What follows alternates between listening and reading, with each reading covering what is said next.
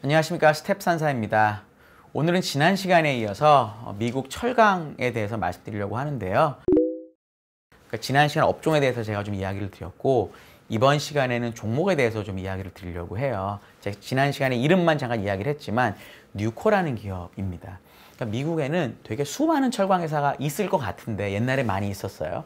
근데 그 수많은 철강 회사들이 되게 많이 구조조정이 되고, 특히 인도의 미탈이라는 기업에게 많은 철강 공장들이 인수됐습니다. 그래서 미국 철강의 40% 정도를 이 미탈이라는 기업의 미국 공장들이 생산을 해요. 그리고 나머지 40 중에 25 정도를 이 뉴코라는 기업이 하고요. 나머지 15를 US 스틸이 합니다. 그러니까 저희가 알고 있는 미국 철강 기업, 저도 그랬어요. 이거 공부하기 전에.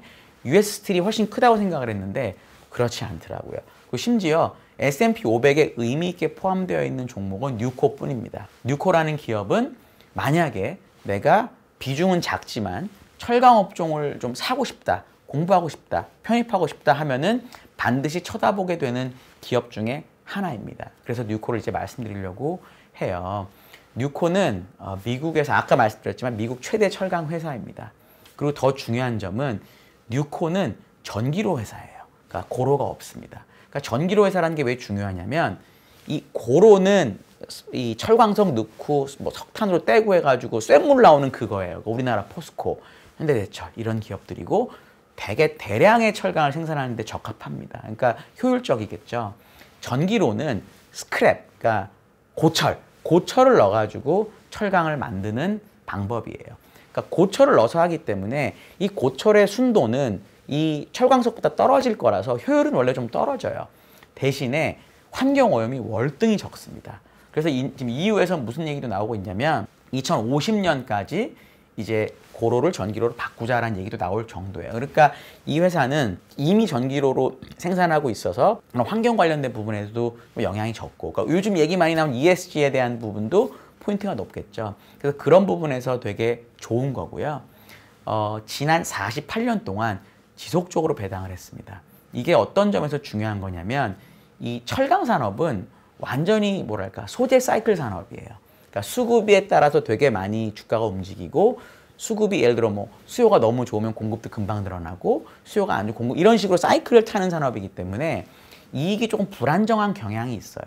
그렇기 때문에 소위 말하는 밸류에이션 되게 낮고요. 근데 이 기업은 어쨌건 48년 동안 계속 배당을 했습니다.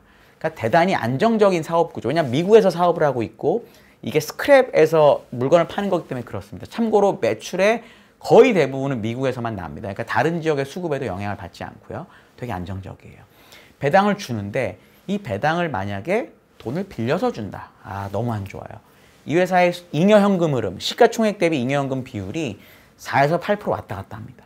그러니까 돈을 벌고 그 돈에서 캐펙스, 그러니까 설비 투자를 하고 그 남은 돈을 잉여현금 흐름이라고 하는데 그게 시가총액에서 차지하는 비중이 4에서 8% 왔다 갔다 해요. 배당을 2, 3% 주더라도 회사가 전혀 문제가 없는 거죠. 그러니까 이 기업은 그렇게 우량한 기업이다라고 보시면 될 것 같아요. 기업에 대해서 잠깐 설명을 해드리면 1년에 생산하는 철강 제품의 양은 한 2,700만 톤 정도 됩니다. 2,700만 톤 정도 되고요. 매출은 올해 기준, 21년 기준 컨센서스에서 얘기하는 매출은 250억 달러, 그러니까 한 27, 8조 정도 되고요. 영업이익은 올해 한 30억 달러 이상 날 것으로 보입니다. 한 3조에서 3조 5천 정도 되는 것이거든요. 주가는 어떠냐? 3월 달에 많이 올랐어요. 그 1, 2월에도 올랐죠. 특히 3월 달에 많이 올랐는데 그리고 나서 지금 약간 주춤하는 경향이 있는 것으로 보여요.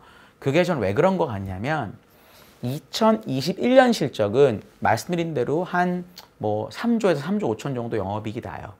이게 작년에 1조 수준이었거든요. 되게 많이 이익이 늘어나는 거죠. 그러니까 이익이 늘어났으니까 주가가 오르는데 컨센서스를 보면 내년 이익은 올해 한 반밖에 안 나는 걸로 추정이 돼 있어요. 저는 그건 당연하다고 봐요. 왜냐하면 지금 현재는 스크랩 가격은 되게 안정적인데 철강 가격이 많이 올랐기 때문에 그 늘어난 스프레드를 올해 실적에다 반영 애널리스트들이 한 거죠. 근데 일반적으로 스크랩 가격은 철강 가격이 많이 오르면 따라서 오르는 경향이 있기 때문에 내년에는 스크랩 가격이 오른다라고 아마도 애널리스트들이 추정했을 것 같아요. 그런데 철강 스크랩 가격이 오른다라고 추정을 하고 이 철강 가격은 보통은 플랫하다고 가정하는 경우가 많아요. 왜냐하면 애널리스트 입장에서는 미래의 가격에 대한 베팅을 하는 게 되게 무섭고 두려운 일이거든요. 그래서 제가 보기에는 스크랩 가격은 논리적으로 철강 가격이 올랐기 때문에 오른다라고 가정을 해놓고 철강 가격은 안 오른다고 추정을 한 것 같아요. 그러면 내년의 스프레드는 올해가 이만했으면 이렇게 줄어들 거기 때문에 아마 내년 실적 추정치가 떨어지는 걸로 되어 있는 것 같아요. 그런데 제가 지난 시간에 이야기한 것처럼 만약에 올해가, 제가 물론 틀릴 수도 당연히 있습니다. 근데 정말 만약에 올해가 2016년과 같은 사이클의 첫 해다.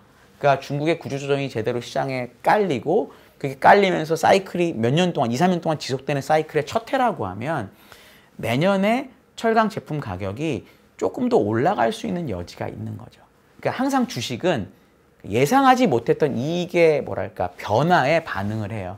그러니까 만약에 내년 컨센서스가 되게 높은 상태로 지금 주가가 올라와 있으면 제가 조금 부담을 느꼈을 거예요. 왜냐하면 더 좋아질 게 뭔지를 찾아야 되니까.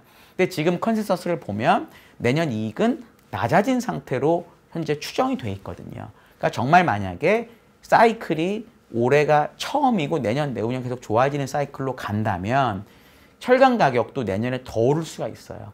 그럼 스프레드가 오르더라도 철강 가격이 더 오르기 때문에 올해 수준의 스프레드가 내년에 유지될 수도 있다는 거죠. 그러면 올해 이익이 내년에도 또 날 수 있는 거고, 그럼 사람들이 밸류에이션을 다시 생각할 거예요. 왜냐하면 현재 이 회사의 시가총액이 한 30조 언저리 왔다 갔다 할 겁니다. 그러니까 현재 올해 이익으로만 보면 P가 9배, 10배밖에 안 돼요. 되게 싸죠. 근데 내년으로 보면 뭐 15배, 17배 되니까 옛날 평균 P도 그 정도 되거든요. 그러니까 뭐 지금 정도면 적당하다고 생각해서 주식이 주춤할 수 있어요. 그런데 정말 만약에 내년 이익도 올해랑 비슷하다라고 하면 다시 P가 10배가 되는 거죠. 그러면 사람들이 다시 한번 주식에 대해서 긍정적인 관점을 가질 수도 있기 때문에 저는 이 뉴코라는 기업을 지금 한번 보시면 어떨까라고 생각을 합니다. 인플레이션 온다고 얘기 많이 하시잖아요. 근데 인플레이션이 오면 일반적으로 원가를 전가할 수 있는 기업이 좋은데 철강은 공급이 아주 많지 않는 이상은 이 철강석 가격, 스크랩 가격의 상승을 전가하는 경우가 되게 많습니다. 그래서 인플레가 오더라도 상대적으로 우호적인 환경에서 영업할 수 있는 기업이라고도 제가 생각을 하고 있습니다. 혹시 뉴코에 대해서도 궁금하신 사항 있으면 댓글 달아주시고요. 들어주셔서 감사합니다.